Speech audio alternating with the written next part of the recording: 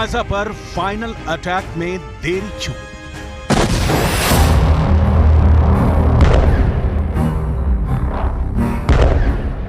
Netanyahu को हमले से किसने रोका? जमीनी अटैक पर बाइडेन ने लगाया ब्रेक।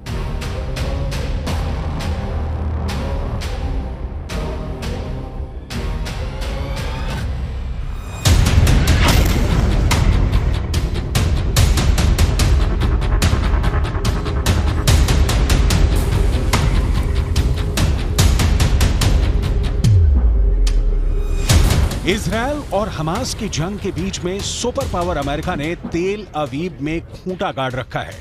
जंग शुरू होने के बाद अमेरिका के विदेश मंत्री दूसरी बार इजरायल पहुंचे हैं। वो खाड़ी देशों की यात्रा करने के बाद इजरायल पहुंचे हैं, यानी युद्ध रोकने के लिए कूटनीतिक रास्ता तैयार करने की कोशिश में है। एंटनी ब्लिंकन और अमेरिका की यही कोशिश है कि ये जंग अब आगे ना बढ़े और किसी तरह से इजरायल और हमास में समझौता हो जाए।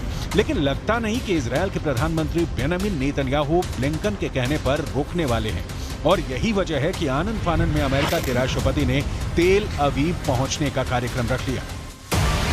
ब्लिंकन की कोशिशें नाकाम हो रही हैं, तो नेतन्याहू को रोकने के लिए जो बाइडेन को जंग के बीच में इजरायल पहुंचने की योजना बनानी पड़ी।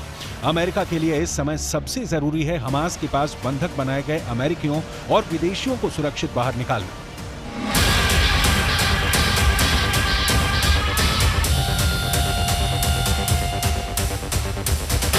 यही वजह है कि इतने खतरनाक हालात होने के बावजूद अमेरिका के राष्ट्रपति जो बाइडेन ने तेल अवीव पहुंचने का फैसला किया। बाइडेन उस इलाके में दाखिल होने वाले हैं जहां पर हर रोज रॉकेट से अटैक हो रहे हैं, जहां पर ब्लिंकन को भी बम शेल्टर में घुसकर अपनी जान बचानी पड़ी, जहां हमास की मिसाइल आसमान में लगातार पहुंच रही है। और मंगलवार को तो इजरायल की संसद से नेतन्याहू और यार लैपिड समेत सभी सांसदों को भागना पड़ा।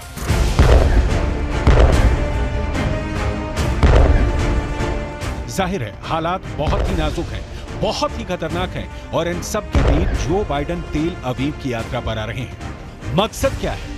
5 पॉइंटर से समझिए, जैसा कि अमेरिका के विदेश मंत्री एंटनी ब्लिंकन ने बताया। पहला मकसद है हमास के खिलाफ इजरायल की पूरी मदद। दूसरा मकसद है ईरान को हिमाकत न करने का संदेश। तीसरा मकसद है हमास के कब्जे से बंधकों को निकालना। चौथा मकसद है इजरायल वॉर की रणनीति को समझना। पांचवा मकसद है जंग की सूरत में आम लोगों का नुकसान कम करना।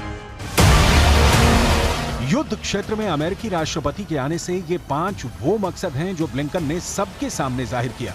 लेकिन अमेरिका शुरुआत से कोशिश कर रहा है कि ये जंग आगे ना बढ़े, और इसके लिए चेतावनी भी दे चुका है कि अगर ये जंग आगे बढ़ी तो ईरान और दूसरे इस्लामिक मुल्क इजरायल के खिलाफ युद्ध में खड़े हो जाएंगे, और फिर दुनिया के व्यापार में सबसे अहम भूमिका निभाने वाले पश्चिम एशिया का ये अहम इलाका वॉर जोन में तब्दील हो जाएगा, और यहाँ शुरू हुई जंग विश्व युद्ध का भी रूप ले सकती है।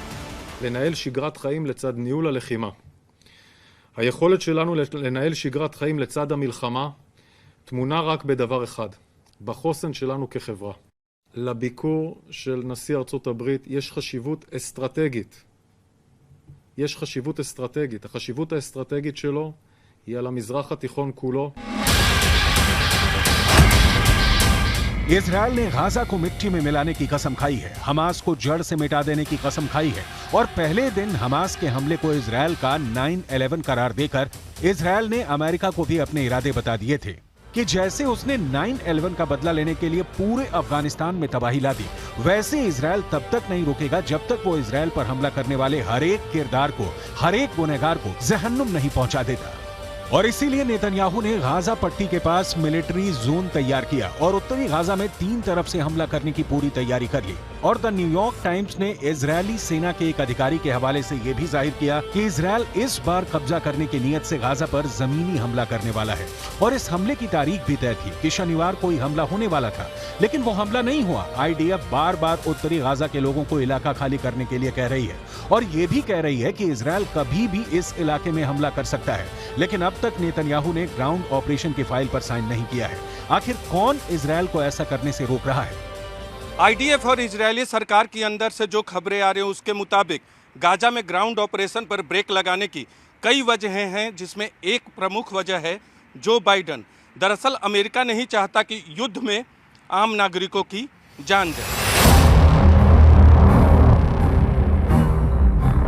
गाजा में हवाई हमले जारी हैं और इसमें आम लोगों की जान भी जा रही है। इसकी वजह से अमेरिका पर अंतर्राष्ट्रीय दबाव है और वो दबाव शिफ्ट हो रहा है इजरायल पर, जो हमास को मिट्टी में मिलाने के लिए आमादा है। और अमेरिकी विदेश मंत्री एंटनी ब्लिंकन के साथ बैठक करने के बाद भी नेतन्याहू ने अपनी ये कसम इजरायल की संसद में एक बार फिर दोहराई। जाहिर है कि अमेरिका के दबाव ने फिलहाल तो इजरायल को गाजा में ग्राउंड ऑपरेशन करने से रोक रखा है, लेकिन सवाल है कब तक? कम से कम तब तक तो नेतन्याहू रुके रहेंगे जब तक बाइडेन अपनी इजरायल यात्रा समाप्त नहीं कर लेते।